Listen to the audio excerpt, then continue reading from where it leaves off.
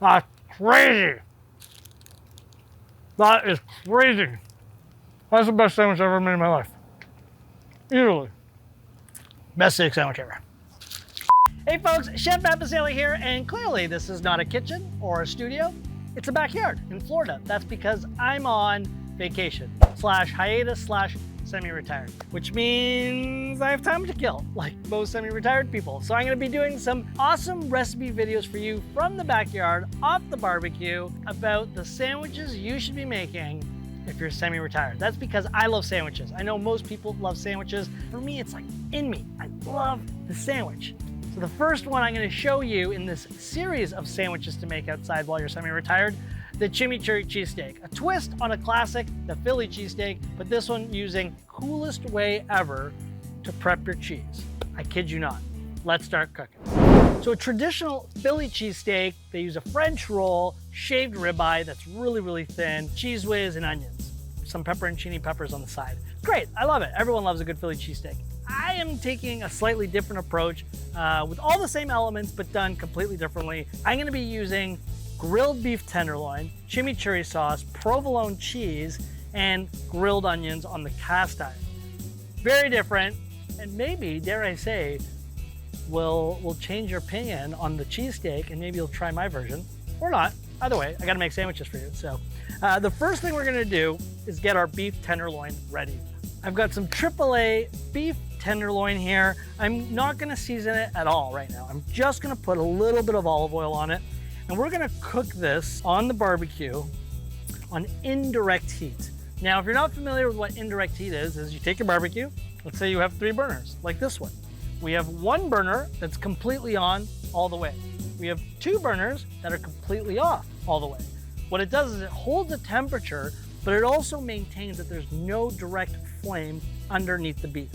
It allows for the beef tenderloin, which is already kind of a leaner cut, to remain super moist and juicy, and more importantly, it will cook evenly. But really the most important thing is that internal temperature. We're gonna pull the beef tenderloin at around 110, 115, and if you're saying, Matt, how am I supposed to know what the internal temperature is?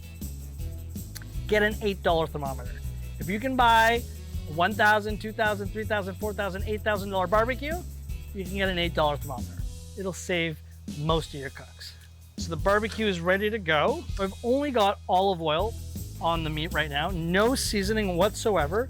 The seasoning will come in when we're ready to sear it. But for now, we just don't want it to stick to the grill, which is why we've got some olive oil on it. While we wait, we're gonna make a chimichurri for the sandwich. There's a couple things I'm gonna add here that aren't necessarily typical for a chimichurri, but I'm gonna add them because it helps the sandwich side.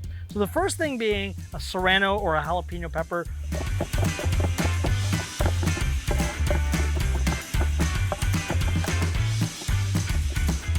Okay, so once you have that half serrano pepper nicely finely chopped, I'm just gonna add that to a bowl or measuring dish.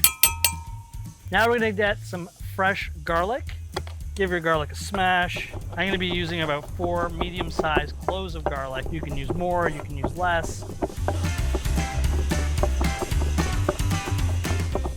So now that the garlic is finely chopped, I'm gonna add that to the same bowl as the serrano. Now, normally you'd be using a shallot or a red onion finely chopped and thrown in there as well. I'm gonna actually pass on the shallot and red onion for no other reason than we have these beautifully grilled onions already going in the sandwich, so it doesn't need it. But again, you do you, boo. The next thing I'm gonna do is grab a little bit of apple cider vinegar, and I'm just gonna drizzle that over the serrano and garlic, just so it's covered, just like so that it lightly starts to pickle it. By adding the acid to the garlic and the serrano first, it's actually cooking it down versus just using intense raw garlic and serrano pepper. It's a little bit more subtle and a little bit more pronounced flavor. More pronounced flavor for your cheesesteak. Okay, so now to add our fresh herbs, I have parsley, I have cilantro. Please don't blast up the DMs and my comment section. I went to 4 grocery stores here in South Florida, and none of them had flat parsley, so I had to use curly parsley. The flavor profile isn't very different. Aesthetically, they're very different. So please, I know, flat parsley. There was none. There was none to be had. So now we're gonna take our cilantro and our flat parsley and we're gonna chop it super fine as well. All right, now that my parsley and my cilantro are finely chopped, I'm gonna add them to the same dish as the garlic and the serranos. What's great is those two ingredients have already had a chance to pickle a little bit in the vinegar. So now I'm just gonna get in here, these ingredients. I'm just gonna add it to the mix. Okay, now time to add another element of acid to our chimichurri sauce, some fresh limes. So I'm gonna grab about 4 or 5 limes. I like to give the limes a little bit of a massage first. It helps the juice come out of it a little easier.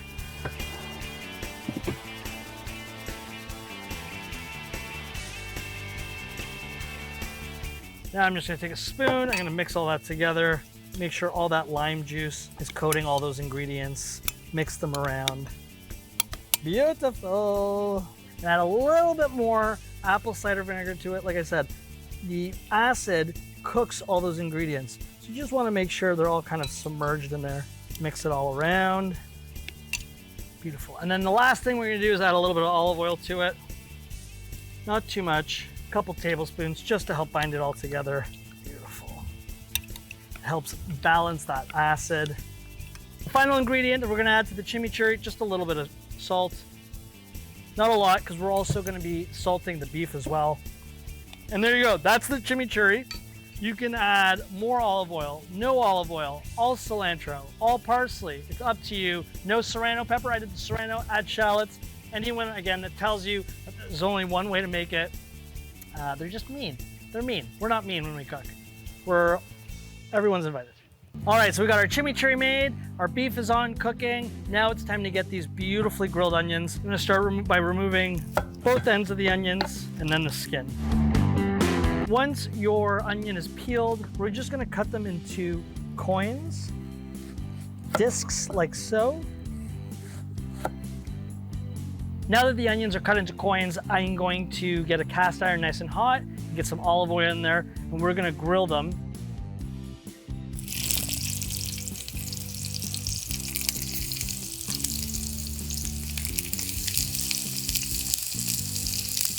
All right, so time to check on our beef tenderloin, see how that's doing. Perfect, 115. Okay, so I just pulled the beef off the grill. It's sitting at an internal temperature of about 110, 115, which is exactly what I want. Now, I'm gonna turn this grill back on full blast, both sides. Hence, reverse sear. All right, time to flip these onions.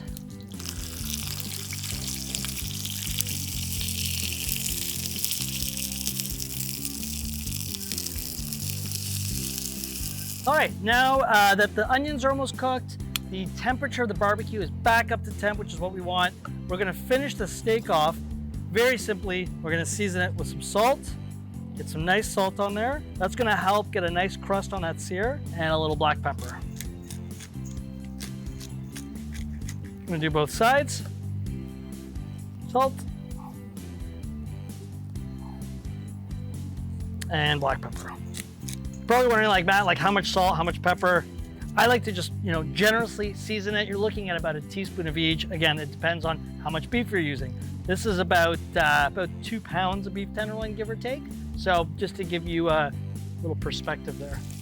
All right, these grilled onions are pretty much good. Some of them have a little bit more caramelization than others. That means some will be softer than others. Some will have a little more crunch, which is great. A little contrasting flavor. We're not done with the cast iron yet, so don't put it away just quite yet. Beef tenderloin, seasoned up, barbecue, super hot. We're gonna put it back on the grill.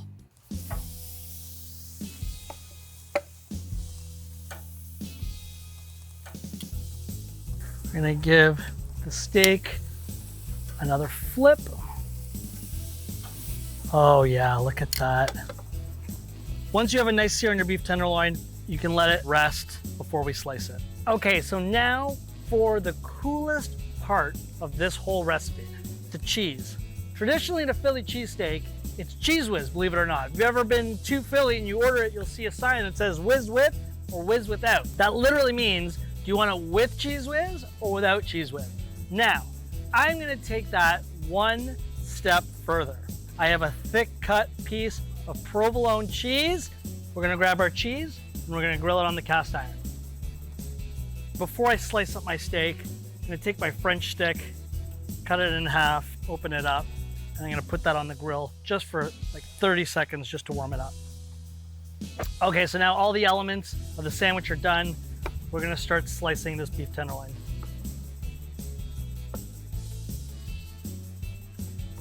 Nice and thin slices.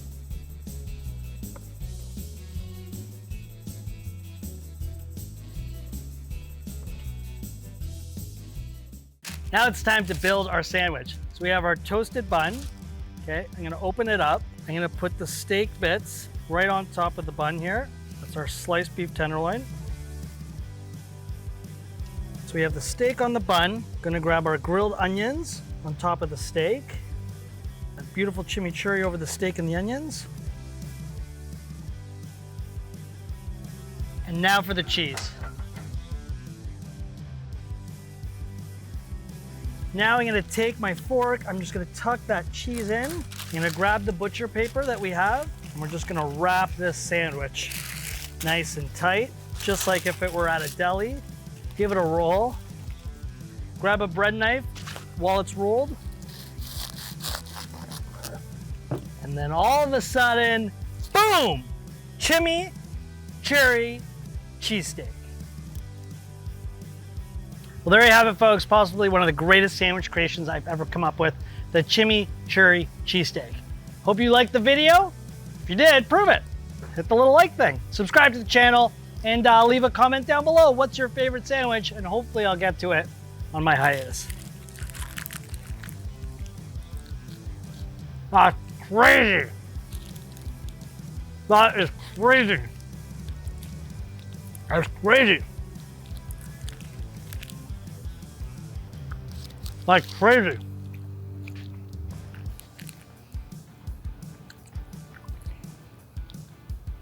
That's the best sandwich I've ever made in my life.